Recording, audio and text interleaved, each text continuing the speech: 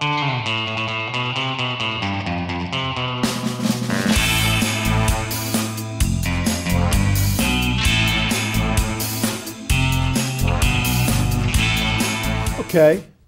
so everyone was whining about where the FDA was with getting its Food Safety Modernization Act rules published. January 4th, 2013, 2 years after Barack Obama signed the law, which promises the biggest change to food safety regulations since the 1930s, we got our first two big proposals. The Prevention Control Proposal, 680 pages, and the Produce Safety Proposal, 547 pages. Sometimes you have to be careful about what you ask for. Now, have fun digging into these massive regulations. Hello, I'm Jason Huffman, Editor-in-Chief of Food Chemical News. Welcome to the Knife and Fork Show. Joining me in the studio today is Tom O'Brien, the Washington, D.C. representative of the Produce Marketing Association, a trade association founded in 1949 and based in Newark, Delaware. PMA's more than 2,800 member companies in 40 countries represent the full supply chain of the produce and mass market floral industries, from seed producers to growers, shippers, supermarkets, and food service outlets. It's Tom's job to lobby and influence Congress and the regulatory agencies on behalf of the association, while simultaneously garnering intelligence about the regulatory happenings that might impact PMA's members. Tom, these rules are massive, and this produce safety rule in particular is pretty large. I'm sure this didn't happen overnight. How long have these things been really kicking around Washington? Well, you're right, and we were one of the groups whining about getting the rules out because we wanted the proposals in order to evaluate what FDA had done. In the time since the statute became law in January of whatever year it was, FDA really did a lot of outreach to the industry to find out what the produce industry was doing on food safety and where possible to bring those into the proposed rule. As you know, this rule addresses standards for the growing of fresh produce, and that is only for produce that's typically consumed raw. Okay. If it's going to be cooked like potatoes, the FDA said, well, there's not a risk there, so we're not going to regulate that. There's actually a list of products that are exempt, correct? That's right. That's right. They've gone through it, and that's one of the areas that we need to look at closely in the proposed rule. Did they get that list right? Yeah. Are there commodities that are typically cooked that they didn't list, or vice versa? What else is this rule going to require people to do? It really looks at the areas where pathogens could be introduced in the growing of produce. It addresses things like worker hygiene and safety, agricultural water, the use of manure, the use of equipment, things like that. And for each area, it has standards and also requires farmers to keep records on what they're doing in each of those areas. I see. Now, the CDC just recently released its annual report on foodborne illnesses and identified produce as being responsible for roughly 49% of all the cases of foodborne illness in the country. Do you think, first of all, is that a fair number? Do you think that's a fair depiction of what's happening? And do you think that these rules could actually affect that number?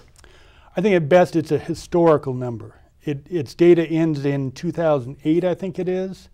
That's a long time ago in the produce industry, particularly with all the changes that have occurred since the spinach outbreak of 2006, 2007, whenever that was. Right. And that's an important thing to consider when you look at these rules, that this is the first time FDA has regulated this extensively in the area of produce. It's not the first time the produce industry has adopted food safety regulations. It's been a system primarily private, driven in large part by changes over the last 5 years. So that data that CDC has is outdated and doesn't reflect today's produce industry. So you think if we look at the numbers a year or two from now, we'll start to see some improvements? That's right. I suspect, I haven't gone that deeply into the numbers, that you would see changes even through that 10-year period that ended, 5 years ago. Do you think these rules were necessary or are going to help the situation? Well, generally, the Produce Marketing Association supported the idea of federal regulation of produce. It helps consumer confidence. And if the rules come out in a way that is consistent with the developing science in this area and with the industry's best practices, there really won't be that much change from what's going on now with those new practices that the industry has adopted. So I think good regulation will be consistent with that and consistent with science, and we support that. What do you think the timeline is realistically for how fast the FDA will issue final rules and then maybe actually implement the rules? Well, it did take 2 years for them to get these rules published from the time this legislation became law. I don't know that it will take that long for them to, in the comment period, which ends in May, review all those comments and go through that process again toward a final rule, all the steps that a regulation needs to go through. But I think it will be a long time. And even once it becomes a final and effective regulation, there's an implementation period of a couple years after that. So it's a long process. Then that period is even longer if you're a small farm. Now, there's a statement in the law about the rules taking effect a year after the comment period ends, I believe. That would be May 16th, 2014. Is that a realistic date? It is a stretch goal, let's say. Right. It is achievable. It's not easy.